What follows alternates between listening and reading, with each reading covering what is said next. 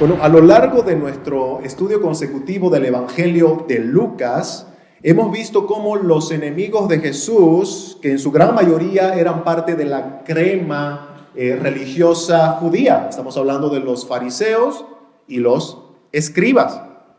En este estudio consecutivo del Evangelio de Lucas, hemos visto que estos enemigos de Jesús mostraban una y otra vez su rechazo hacia Jesús. Iban detrás de Jesús buscando la oportunidad de poder apresarle, de poder acusarle. Hace algunos sermones atrás vimos cómo estos fariseos y escribas decían que Jesús trabajaba para el diablo, ¿recuerdan? Y cómo el servicio que en el ministerio de Jesús que él realizaba, sacando demonios, por ejemplo, estos enemigos de Jesús decían que Jesús lo hacía bajo el poder de Satanás. Le atribuían a Satanás lo que Cristo, en dependencia del Espíritu Santo, estaba haciendo.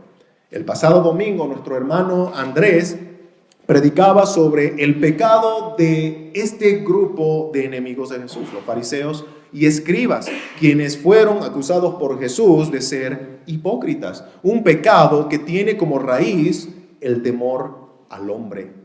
Una persona que cae en la hipocresía está con todo su corazón inclinado a querer agradar a los hombres, querer caer bien a los hombres, aunque eso implique desobedecer a Dios y no temer ni amar a Dios. En esta mañana, hermanos, vamos a estar predicando el sermón titulado Jesús enseña sobre el pecado imperdonable. Jesús enseña sobre el pecado imperdonable. Y vamos a estar exponiendo el pasaje de Lucas capítulo 12, versículos 8 al 12, que era lo que nuestro hermano Andrés estaba haciendo lectura. Y vamos a desglosar estos versículos en tres encabezados, 3 puntos en esta mañana. Número 1, los que confiesan y niegan a Jesús. Número 2, la blasfemia contra el Espíritu Santo. Y por último, número 3, la obra del Espíritu Santo en sus portavoces. Así vamos a entrar de lleno a nuestro primer encabezado. Los que confiesan y niegan a Jesús. Vamos a leer el versículo 8 de Lucas capítulo 12. La palabra de Dios dice así: Os digo que todo aquel que me confesare delante de los hombres, también el Hijo del Hombre le confesará delante de los ángeles de Dios. ¿Quién está hablando acá? Nuestro Señor Jesucristo. Él está hablando. De hecho, Él había estado dirigiéndose a sus discípulos, quienes se encontraban en medio de una gran multitud. ¿Recuerdan lo que nuestro hermano Andrés predicaba en Lucas 12:1? En esto, juntándose por millares, dice la Escritura, la multitud, tanto que unos a otros se atropellaban, comenzó, ¿quién? Jesús, a decir a sus discípulos primeramente. Así que nosotros tenemos aquí el cuadro. Jesús hablando a una gran multitud, entre las cuales Jesús empieza a dirigirse primordialmente a sus discípulos. Eso nos declara el texto, ¿verdad? Comenzó a decir a sus discípulos primeramente. Hermanos, este texto no descarta a la multitud, aunque el foco de Jesús, el enfoque de Jesús era la enseñanza a sus discípulos. La multitud estaba abierta y disponible a escuchar lo que Jesús estaba enseñando a sus discípulos. Aunque Jesús estaba interesado que sus discípulos sean los primeros en aprender su enseñanza y se dirigía principalmente a ellos con su doctrina, hermanos, la enseñanza de Jesús era escuchada por toda la multitud. Y esta multitud, al igual que los discípulos, tenían toda la responsabilidad de darle la importancia de vida a estas enseñanzas de Cristo. La multitud, al igual que los discípulos, tenían que preocuparse, por ejemplo, si Jesús estaba enseñando sobre el pecado de la hipocresía, la multitud debía escuchar y atentamente considerar este pecado. La multitud, al igual que los discípulos, debían preocuparse de no caer en el pecado llamado hipocresía, al cual Jesús acusaba a los fariseos y escribas. Este contexto, hermanos, que estoy mencionando ahora es muy importante para lo que Jesús va a empezar a decir. Los que están con la multitud normalmente tienden a ver y a escuchar a Jesús, pero de lejitos. No sé si alguna vez han podido como captar ese tipo de actitud en algunas personas. Las personas que son parte de la multitud, son de la multitud precisamente porque están ahí, delante de Jesús. Les gusta verlo, les gusta escucharlo, pero no les gusta comprometerse con Jesús. Me gusta lo que Jesús enseña, me gusta cómo Jesús se expresa, pero no me voy a comprometer con Jesús, no estoy dispuesto a que se burlen de mí por seguir a Jesús y no estoy dispuesto a que me rechace la sociedad por estar relacionado con Jesús. Ese es el sentir de la multitud. Están, pero no están. ¿Se dan cuenta? Esta característica tibia de los de la multitud es evidente cuando Jesús exige de los que van a seguirle un total compromiso, de tal manera que Él dice que el que quiere venir en pos de mí, niéguese a sí mismo, tome su cruz y sígame. ¿Se dan cuenta todo lo que implica antes de seguir a Jesús? Uno que sigue a Jesús tiene que negarse a sí mismo, tomar su cruz, es decir, sufrir las consecuencias que puedan venir por seguir a Jesús, y así puedes considerarte un seguidor de Cristo, un discípulo de Cristo. Muchos prefieren quedarse con la multitud y seguir a Jesús de lejitos. Jesús, quien está hablando acá, habla en nuestro texto de Lucas 12:8 sobre todos aquellos que son de los discípulos de Jesús, no la multitud. Recuerden, Jesús está hablando a sus discípulos en medio de una multitud que también está escuchando la verdad de Cristo. Y estos que son los discípulos de Jesús, Cristo los llama en Lucas 12:8 como aquellos que le confiesan delante de los hombres. Podemos leer el texto, ¿verdad? Lucas 12:8. Os digo que todo aquel que me confesare delante de los hombres. Estos son los verdaderos seguidores de Jesús. Aquellos que se niegan a sí mismos, aquellos que toman su cruz y siguen a Jesús. Estos son los que le confiesan. La palabra que nuestro texto menciona como confesar implica más que solo una afirmación verbal, ¿verdad? Nosotros cuando escuchamos la palabra confesar normalmente se nos puede venir a la mente la idea de alguien que con su boca dice algo, confiesa algo, proclama algo. Seguramente, hermanos, entre la multitud habían muchos que verbalmente podían identificarse como seguidores de Jesús, porque estaban ahí cuando Jesús predicaba, ¿verdad? Cualquiera, hermanos, puede dar una confesión verbal. Cualquiera puede decir, yo soy discípulo de Jesús. Cualquiera puede decir, yo soy cristiano. Cualquiera puede decir, incluso mostrar, yo voy a la iglesia. Pero es muy importante que nosotros consideremos de que una confesión verbal no implica todo el contenido de lo que Jesús se refiere con confesar. Cuando Jesús dice en nuestro texto, todo aquel que me confesare delante de los hombres, no está refiriéndose meramente a una afirmación verbal que cualquiera puede hacer. Ahora es bueno, ahí entre paréntesis, aclarar que cuando nosotros hablamos de confesar, sí tiene algo que ver con una confesión verbal.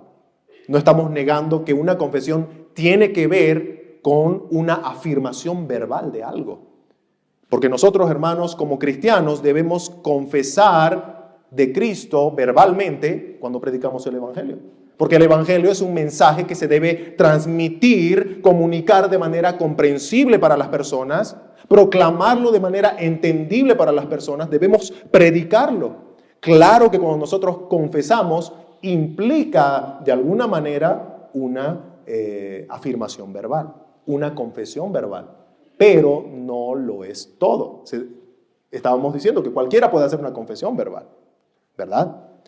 Entonces, si bien nosotros tenemos como cristianos la responsabilidad de confesar a Cristo verbalmente, predicando su evangelio, también tenemos que tener en cuenta que esa confesión verbal debe ir acompañada de una confesión práctica. Una confesión testimonial palpable, es decir, una confesión de vida. La confesión verbal y la confesión de vida. De nada le hubiera servido, por ejemplo, a Saulo de Tarso, que luego lo conocemos como el apóstol Pablo, ¿verdad? De nada le hubiera servido a Saulo de Tarso ir gritando de aquí para allá a Bernabé, por ejemplo, ¿no? Que fue el que lo abrazó y lo introdujo a la iglesia. Yo soy cristiano, ¿no? Yo soy apóstol de Jesucristo, Saulo de Tarso, ¿no? Sí, al mismo momento que venía Bernabé, lo agarraba, lo apresaba y él daba su voto para que lo maten, ¿verdad? Es decir, que la confesión verbal de Saulo de Tarso no hubiera tenido sentido si su testimonio o su confesión testimonial no hubiera acompañado a esa confesión verbal. Tiene que haber una concordancia. Por eso es que el mismo apóstol Pablo dice en Efesios capítulo 4 que el que hablaba mentira, y recuerden que Pablo está escribiendo a una iglesia cristiana, a una iglesia en donde habían muchos que confesaban la fe en Jesucristo y así como nosotros se reunían constantemente a leer la palabra, a predicar la palabra, a animarse los unos a los otros. ¿Y qué le dice Pablo a esta iglesia local? El que hablaba mentira, hable con verdad. El que robaba, que no robe más. El que hablaba palabras corrompidas, es decir, malas palabras, palabras obscenas, chistes de doble sentido, chismes, murmuraciones, ¿qué dice Pablo? Hable ahora palabras buenas para la necesaria edificación. ¿Se dan cuenta? Pablo dice que tiene que haber una concordancia entre lo que decimos ser con nuestra boca, lo que predicamos con nuestra vida. Hermanos, el cristiano está en un proceso de santificación. Y estamos de ida, ¿verdad?, hacia el perfeccionamiento. Pero recuerden, hermano, el mismo apóstol Pablo dijo: yo mismo no digo haberlo alcanzado, pero voy hacia ahí, voy hacia la meta. Pablo reconoce que un cristiano, si bien no ha llegado a la perfección, pero tiene que estar mostrando que va camino hacia allá. Tiene que haber una muestra en su vida de madurez, de que está creciendo y que no se ha estancado. Ese testimonio de vida en nosotros los cristianos tiene que ir mostrándose y siendo evidente, hermanos.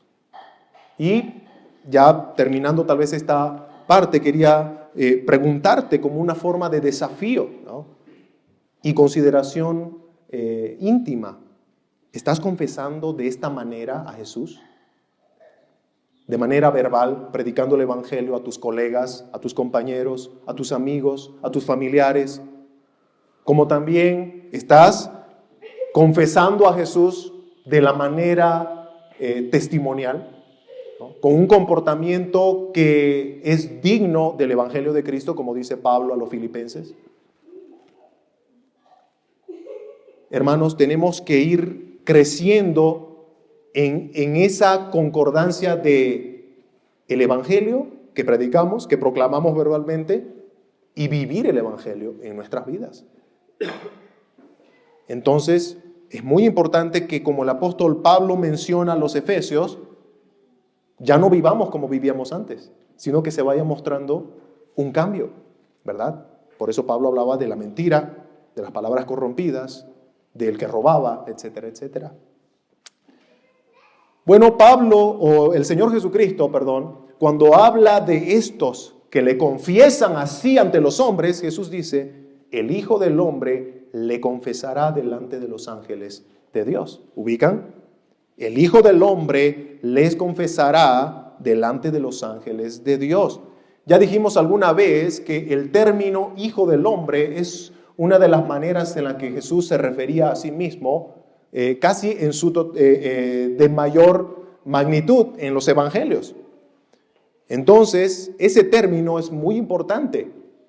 El término Hijo del Hombre se refiere o hace alusión a un personaje mencionado por el profeta Daniel en el capítulo 7 de su libro profético, donde se refiere al Hijo del Hombre como un personaje o un ser con dominio, con gloria y con un reino. Y no solamente esto, sino que Daniel presenta a este Hijo del Hombre en Daniel capítulo 7 como un ser eterno. Y no hay otro que pueda ser eterno sino solo Dios. Dios es eterno. De manera que nosotros podemos entender que cuando se habla del Hijo del Hombre, más que hacer alusión a la humanidad de Jesús, se está también presentando de manera palpable su divinidad. Jesús es ese Hijo de Hombre, el Verbo encarnado por quien todas las cosas fueron hechas, y sin Él nada de lo que ha sido hecho fue hecho, dice la Escritura. Es por la palabra del poder de Cristo Jesús, el Hijo del Hombre, que el universo se mantiene, se sostiene. Ahora, hermanos, el hecho de que Jesús confiese a sus ovejas delante de los ángeles de Dios se refiere a esa labor que Jesús realiza como nuestro gran sumo sacerdote. Jesús es nuestro intercesor ante el Padre. Ahora es bueno también aquí, entre paréntesis, aclarar esta partecita de delante de los ángeles de Dios, ¿verdad? Algunos pueden empezar a pensar de que se le está atribuyendo a los ángeles una posición, un rol en el cual Cristo va y tiene que como rendir cuentas ante los ángeles. No está diciendo eso, hermanos. En el pasaje paralelo, en Mateo capítulo 10, versículo 32, el evangelista Mateo dice: a cualquiera pues que me confiese delante de los hombres, yo también, dice Cristo, yo también le confesaré delante de mi Padre que está en los cielos.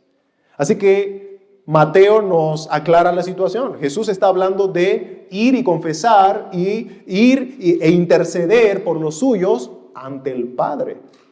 Pero ¿qué quiere decir Lucas con delante de los ángeles de Dios? Estaba leyendo un comentarista que decía, aquí no hay lugar en donde perderse, hermanos, ¿no? ¿Por qué? Porque los ángeles están en todo momento, en todo tiempo, delante de la presencia de Dios, sirviéndole, adorándole, de manera que cuando Jesús va y confiesa a los suyos delante del Padre, está confesándolo también delante de los que le sirven en todo momento, en todo tiempo, a Dios, que son los ángeles, ¿verdad? Entonces, aquí no debemos desenfocarnos en detalles, sino ir al propósito de este pasaje, que es la intercesión.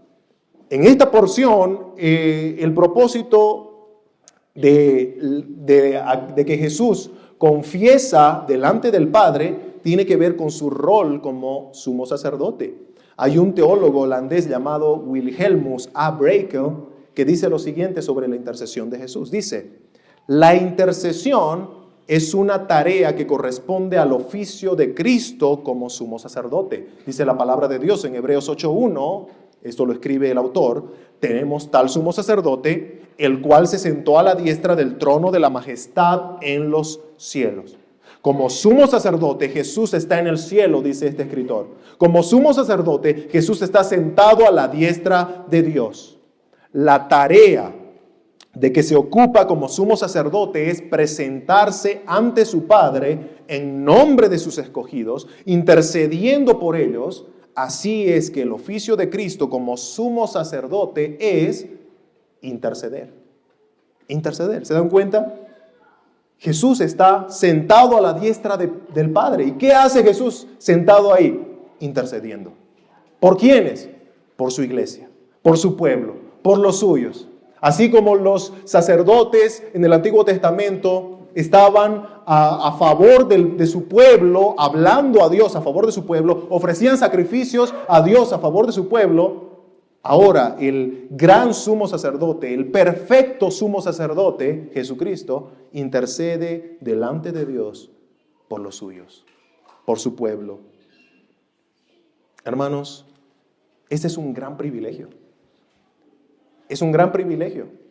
Hay un hombre, como decía un predicador, hay un hombre sentado a la diestra del Padre, Jesucristo, el Verbo encarnado. Y ese hombre intercede por nosotros, a favor de nosotros.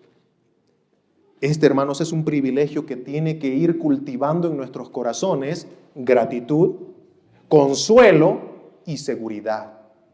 ¿Qué mayor seguridad, hermanos, que Jesucristo, quien dio su vida por sus ovejas, el buen pastor quien dio su vida por sus ovejas, intercediendo por cada una de ellas ante el Padre? Yo di mi vida por ellos. Ellos me pertenecen. Mi justicia está sobre ellos. ¿Se dan cuenta cuánta gratitud, consuelo y seguridad debe ir cultivando eso en nuestros corazones? Pero Jesús también va a contrastar esta idea. Si bien nos presenta este magnífico accionar de Jesús en su intercesión por los suyos, porque Cristo confiesa a los suyos delante del Padre, también nos va a presentar el contraste de aquellos que rechazan a Jesús. Lucas 12:9 dice: mas el que me negare delante de los hombres será negado delante de los ángeles de Dios. ¿Quién es el que niega a Jesús? Hace rato decíamos que el que le confiesa es aquel que predica el Evangelio. Igual, bueno, si lo predica es porque lo cree, ¿verdad? Pero no nos conformamos solamente con la proclamación verbal. Decíamos que también es una vida, una vida que va mostrando los frutos, ¿verdad? De que verdaderamente esta persona ha creído en el Evangelio. Pero una persona que le niega es una persona que rechaza el Evangelio y por tanto, entonces, no lo predica y en su vida tampoco lo confiesa, ¿verdad? Vive una vida completamente alejada de la voluntad de Dios. Esta persona que niega a Jesús puede ser cualquier persona que abiertamente se considera enemigo de Dios, como los que dicen, yo soy ateo. No. Pero irónicamente levantan el puño al cielo para proclamar su enemistad con ese Dios que ellos dicen no existe. Pero ahí está, personas que abiertamente se proclaman enemigos de Dios. Esas personas niegan a Jesús. Pero hermanos, también debemos considerar que una persona que niega a Jesús puede ser aquella que con su boca dice ser cristiano, dice ser discípulo de Jesús, como decíamos hace un momento, ¿verdad? Pero es parte de la multitud. Solamente sigue a Jesús de lejitos hasta donde le conviene. Solamente le gusta escuchar de Jesús hasta donde le conviene, pero cuando Jesús le insta a negarse a sí mismo, tomar su cruz para así seguirle, como sucedió en Juan capítulo 6, muchos se dan la vuelta y vuelven hacia atrás. Pero Jesús vuelca su rostro a sus discípulos, lo que vemos en Juan 6, y les dice, ¿ustedes también van a irse? Y a mí me encantan las palabras del apóstol Pedro, ¿a dónde iré? ¿A dónde iremos, Señor?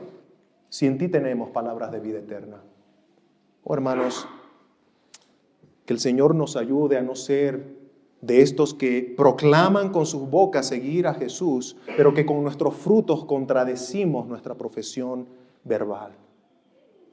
Dice la Escritura, por sus frutos los conoceréis. Somos cristianos que estamos mostrando que en nuestra vida estamos creciendo, que estamos luchando con el pecado, que cuando tenemos que perdonar, perdonamos, que cuando tenemos que tomar decisiones importantes en nuestra vida, consideramos la gloria de Dios por encima de mis propios deseos. Oh, hermanos, ahí es en donde vamos viendo los frutos. Ahí es en donde vamos viendo los frutos. Terrible es este pasaje que voy a leer ahora, hermanos. Mateo capítulo 7, versículos 21 al 23. El Señor Jesucristo hablando de aquel día en el cual algunos dirán, Señor, Señor. Dice el versículo 21, no todo el que me dice, Señor, Señor, entrará en el reino de los cielos, sino el que hace la voluntad de mi Padre. Hermanos, aquí es bueno recalcar esta parte. Esta persona que dice, Señor, Señor, ¿qué está haciendo? Una afirmación verbal, ¿verdad? Oh, pero tomen en cuenta cuán importante es para Dios, no solamente la afirmación verbal, Señor, Señor, sino también la forma de vida. El que hace la voluntad de mi Padre que está en los cielos. Verso 22 dice, muchos me dirán aquel día, Señor, Señor, ¿no profetizamos en tu nombre? Y en tu nombre echamos fuera demonios, y en tu nombre hicimos muchos milagros. Verso 23, que son las palabras más tristes y dolorosas que van a escuchar muchas personas en la eternidad. Y entonces les declararé, dice Jesús, Nunca os conocí, apartaos de mí, hacedores de maldad. Jesús considera muy importante la profesión de fe, por eso dice que debemos confesar el Evangelio, predicar el Evangelio, pero Jesús también considera muy importante a aquellos que o hacen maldad o con la guía del Espíritu buscan hacer la voluntad de Dios. Y con la guía del Espíritu están en ese proceso de santificación, de crecimiento. Cristo va a reconocer delante de su Padre a los suyos, a los salvos por la fe en Jesús, pero también va a negar a cualquiera que vivió una doble vida, que tal vez congregamos en la iglesia, ¿verdad? Pero estamos luego murmurando, mintiendo, adulterando, fornicando y haciendo injusticias en las tinieblas. Por eso Jesús usa el ejemplo de alguien que va a clamar: Señor, Señor, hice esto por ti, prediqué por ti, participé en ministerios por ti. Pero Jesús va a ver todas las otras cosas que también hizo contrarias a Jesús. Entonces consideremos muy importante esta parte, hermanos. ¿Somos de los que confiesan a Jesús o somos de los que niegan a Jesús? Hagamos un examen, un análisis interno de nuestra condición espiritual.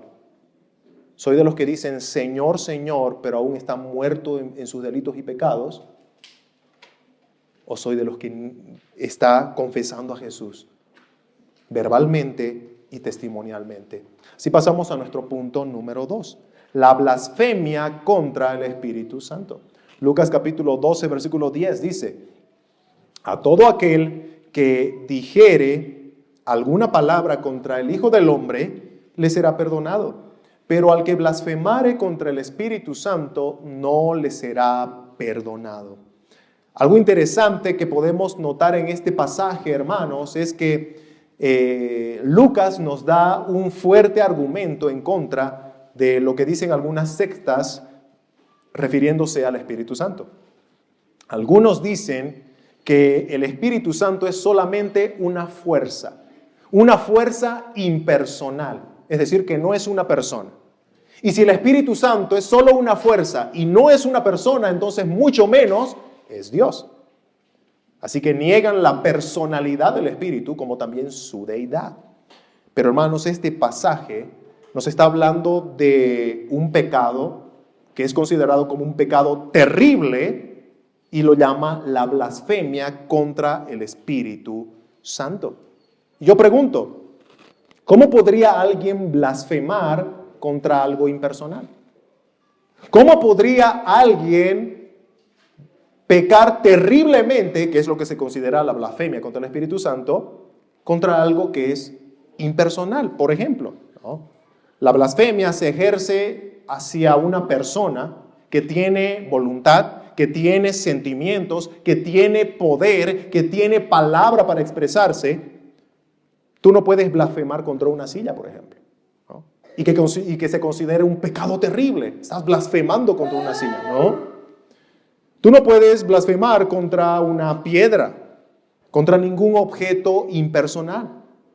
De hecho, la palabra blasfemar viene del griego blasfemeo, que significa calumniar, hablar mal de alguien, injuriarle, difamarle. Ese es un término que se aplica casi de manera generalizada a la majestad divina, es decir, en contra de Dios. Cuando nosotros hablamos de blasfemia, casi siempre lo ligamos a un mal decir en contra de Dios, ¿verdad? Rara vez es que se va a utilizar entre personas. Generalmente es hacia Dios. De manera que cuando Jesús nos habla de una blasfemia contra el Espíritu Santo, nos está resaltando la personalidad del Espíritu, como también la divinidad del Espíritu. El Espíritu Santo es una persona y el Espíritu Santo es Dios. Lucas ya ha hablado del Padre, ante el cual los ángeles están en todo momento sirviéndole y adorándole. Como también Lucas ya ha hablado del Hijo, que es aquel que va ante el Padre y confiesa a los suyos, confiesa a sus ovejas. Ahora Lucas nos va a hablar del Espíritu Santo. Este Espíritu Santo que es presentado como una persona divina ante el cual muchos blasfeman, ¿verdad? Lo que podemos apreciar aquí, hermanos, en este pasaje es la línea de pensamiento trinitaria que Lucas lleva. Lucas ya habló del Padre, a continuación habló del Hijo, y ahora en el mismo pasaje nos empieza a hablar del Espíritu Santo. Hermanos, Lucas tiene en su mente al Dios Trino. Al Dios Trino. 3 personas, un solo Dios. No es que ese Dios a veces se presenta como Padre, a veces se presenta como Hijo y otras veces como Espíritu Santo. No, hermanos. Son 3 personas claramente distinguibles la una de la otra que conforman la divinidad. Lucas nos muestra, por ejemplo, la participación de las 3 personas al mismo tiempo en el bautismo de Jesús. ¿Recuerdan? Lucas capítulo 3, versículos 21 y 22 dice: aconteció que cuando todo el pueblo se bautizaba, también Jesús, Lucas ya nos presenta a Jesús. Jesús fue bautizado y orando el cielo se abrió y descendió el Espíritu sobre él en forma corporal, como paloma. ¿A quién ya nos está mencionando Lucas en esta segunda parte? Al Espíritu Santo, que descendió sobre Jesús, ¿no? Sobre Jesús. Entonces ya tenemos a Jesús, que es el Hijo, al Espíritu Santo, y luego dice, y vino una voz del cielo que decía, tú eres mi Hijo amado, en ti tengo complacencia. ¿Quién está hablando? ¿Quién está diciendo a Jesús que es su Hijo? El Padre, ¿verdad? En un mismo cuadro, las 3 personas presentándose de manera distinguible como el Padre, el Hijo y el Espíritu Santo. Pero estos 3, hermanos, ¿es un solo Dios? Estos 3 comparten la misma gloria, el mismo poder, la misma majestad. De manera que cuando Jesús en Mateo capítulo 28 va a ordenar a su iglesia, lo que se conoce como la Gran Comisión, ¿verdad? Va a ordenarle ir y predicar el Evangelio a toda criatura, bautizándolos en el nombre, no dice en los nombres, sino en el nombre del Padre y del Hijo y del Espíritu Santo. Hace mención de estas 3 personas que ahora mismo Lucas también las pone en un mismo pasaje. Hermanos, el Padre, el Hijo, el Espíritu Santo, 3 personas, un solo Dios. Esta es una verdad que se va desarrollando de manera progresiva a lo largo del Antiguo Testamento. Por ejemplo, desde Génesis, en Génesis cuando Dios está creando y empieza diciendo, hagamos. Por ejemplo, cuando dice que para la creación del hombre, ¿no? Hagamos al hombre a nuestra imagen, conforme a nuestra semejanza. Pero en todo momento, Moisés, que es el escritor de Génesis, cuando se refiere a Dios, se refiere como un solo Dios. ¿Se dan cuenta? 3 personas, un solo Dios. Ahora, hermanos, es bueno notar que el pasaje que estamos viendo en Lucas 12:10 nos habla de la blasfemia contra el Espíritu Santo como un pecado que no tiene perdón. ¿Ubican? Un pecado que no tiene perdón. Dice el texto, a todo aquel que dijere alguna palabra contra el Hijo del Hombre le será perdonado, pero al que blasfemare contra el Espíritu Santo no le será perdonado. Y este puede lanzar tal vez una pregunta que todos tienen en su mente ahora mismo, ¿no? ¿Acaso no enseñamos que por medio de la obra de Jesucristo todo aquel que cree en Él recibe el perdón de todos sus pecados? ¿Acaso en Jesús no hay perdón para todos los pecados? Hermanos, claro que sí. Claro que sí.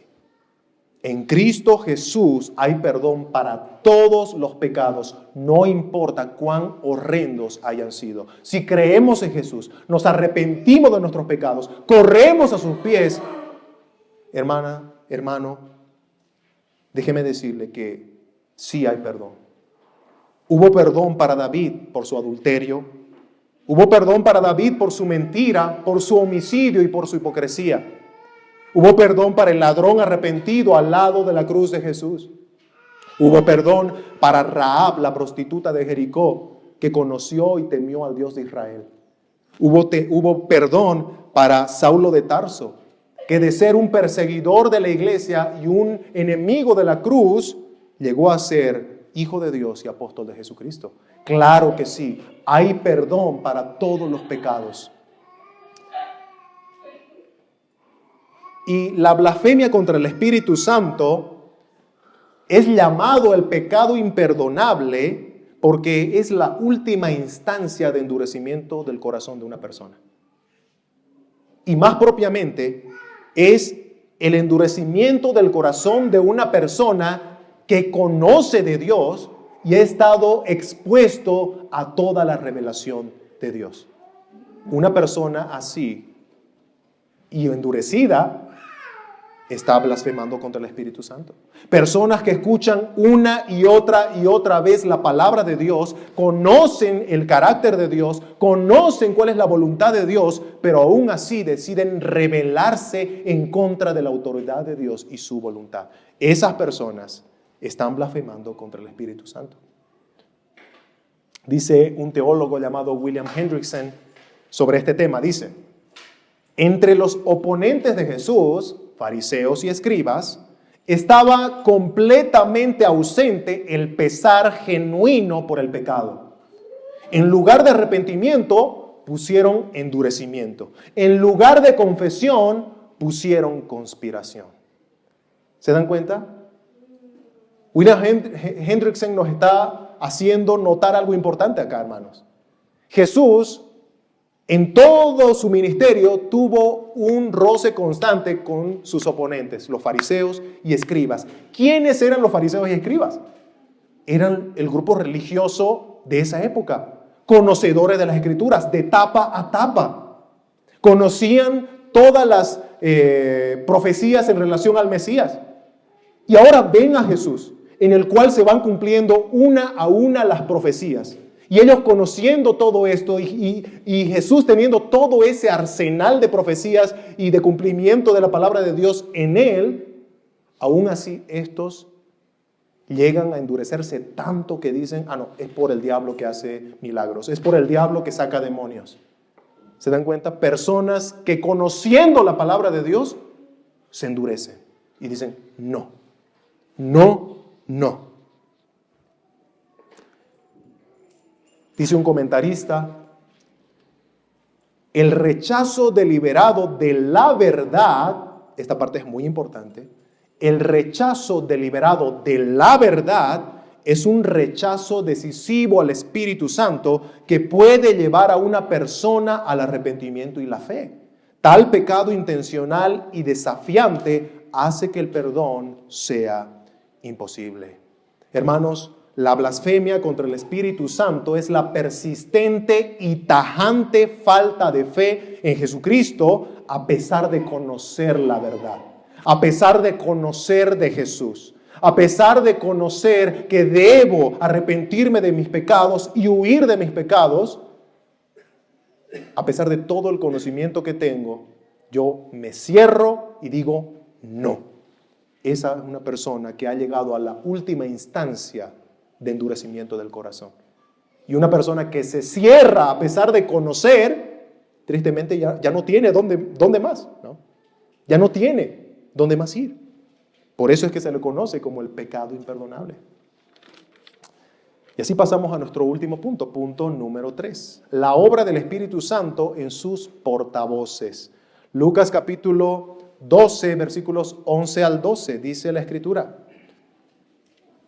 cuando os trajeren a las sinagogas y ante los magistrados y las autoridades, no os preocupéis por cómo o qué habréis de responder o qué habréis de decir, porque el Espíritu Santo os enseñará en la misma hora lo que debáis decir. Nuevamente, Lucas nos menciona al Espíritu Santo y nos va a hablar ahora del rol del Espíritu Santo para ayudar en la necesidad de las ovejas de Cristo. Hay algo que hay que aclarar en este pasaje, hermanos, ¿no? Muy importante. Muchos utilizan estos versículos, Lucas 12, versículos 11 y 12, para decir que el estudio de las Escrituras no es necesario, ¿no? Porque, como ellos interpretan el versículo, el Espíritu Santo nos va a enseñar lo que tenemos que decir en ese mismo momento, ¿no?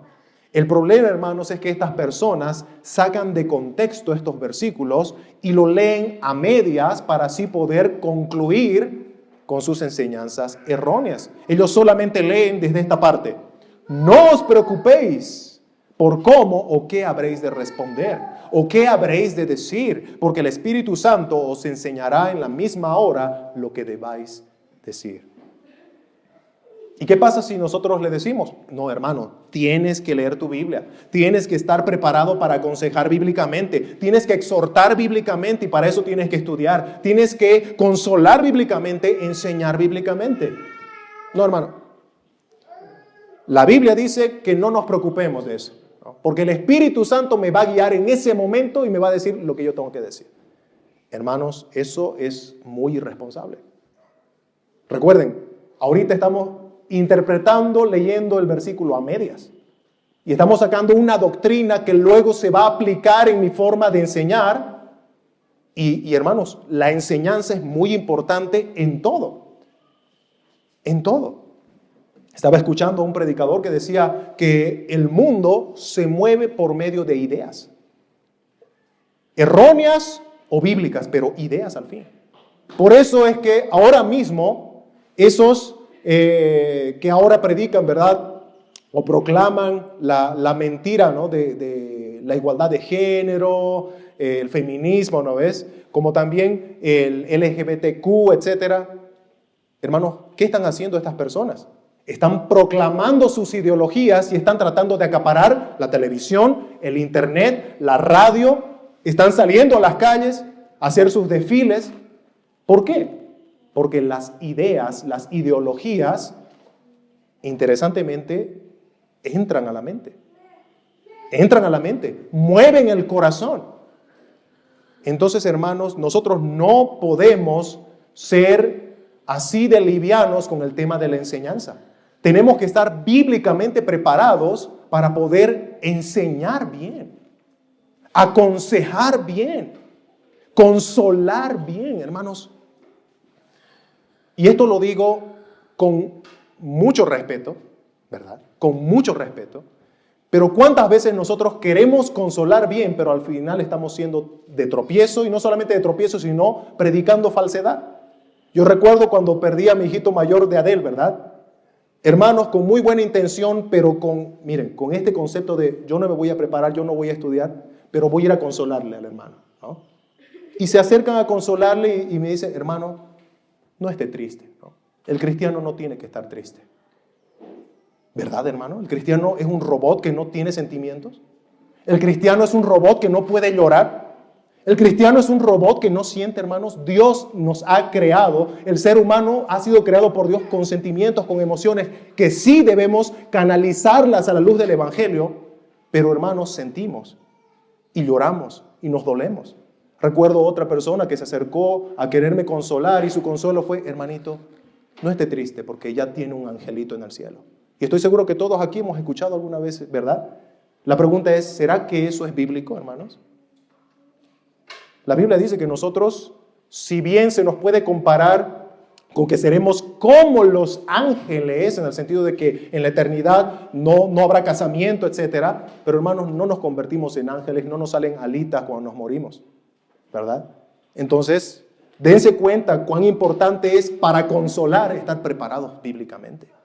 Dense cuenta, hermanos, cuán importante es para poder exhortar, enseñar, leer la Biblia. Leer la Biblia. Entonces, con esto yo quiero decir, hermanos, que no se ofenda si en algún momento, personalmente, con el hermano Andrés nos acercamos y decimos: hermano, ¿podemos reunirnos con usted cada semana para estudiar? No se ofenda. Porque uno nunca va a dejar de aprender, hermanos. Yo aquí delante de este púlpito reconozco que no lo sé todo y no lo voy a saber todo hasta que Cristo venga. y nos revele todas las cosas que ahora mismo tal vez vemos como por espejo. Nadie puede decir que lo sabe todo, hermanos. Todos estamos en proceso de crecimiento. Así que estos textos no son una excusa para no estudiar la Biblia.